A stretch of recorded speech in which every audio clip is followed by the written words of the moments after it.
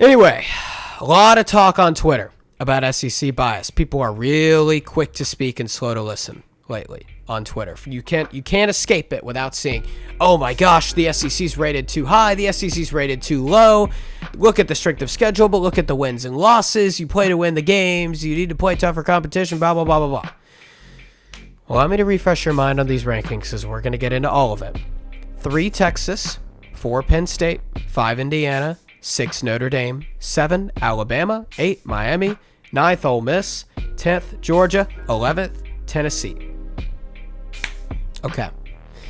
Penn State, Indiana, Notre Dame, and Miami have 2 top 25 wins and 7 top 40 wins. This is according to the College Football Playoff Top 25 rankings and the ESPN Strength of Record Top 40.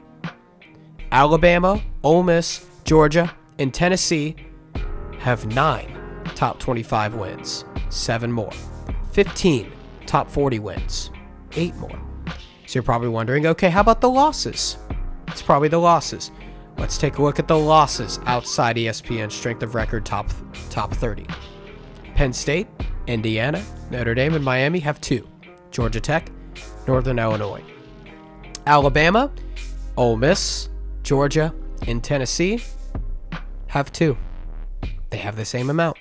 Losses outside the top 80 strength of record in strength of record. The 4 SEC schools have 0. The other 4 that I mentioned, 1, the Northern Illinois loss. So you're telling me that Alabama, Ole Miss, Georgia, and Tennessee have 4 times the top 25 wins that Penn State, Indiana, Notre Dame, and Miami do.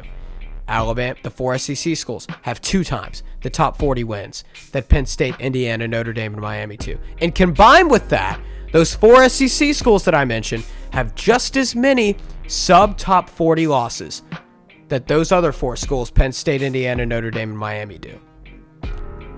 Yet Penn State, Indiana, Notre Dame, and Miami are ranked 4th, 5th, 6th, and 8th. And Alabama, Georgia, Ole Miss, and Tennessee are ranked 7th, 9th, 10th, and 11th. And y'all are saying there's SEC bias? If you think so, please give me a logical counter-argument. I can't stress this enough. I encourage this type of discussion. This type of discussion is what makes college football awesome, because there's fans that are willing to go here. But what I want you to do is comment what the problem is, how it's a problem, and the solution of how to fix it. If it's logical, I'll hear it out. I'll address it on the show if it's a good claim. Because based on what this is telling me, it's actually quite the opposite of SEC bias. And it's little things here.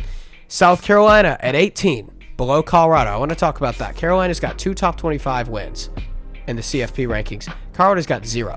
Colorado's best win is probably Baylor on a Hail Mary, who's 39th in strength of record. South Carolina beat Texas A&M by 24 points. South Carolina has 0 losses outside the SOR top 20. Colorado has a 3-possession loss to Nebraska, who might not go to a bowl game if you've seen them recently. Context matters as well. Like how Carolina lost to LSU, it wasn't because they were the inferior team by any measure of the imagination. Their quarterback got hurt. And they didn't punt in the first half. Second half, they only scored 1 touchdown after dropping 24 in the first and lose by 1 score, by a field goal.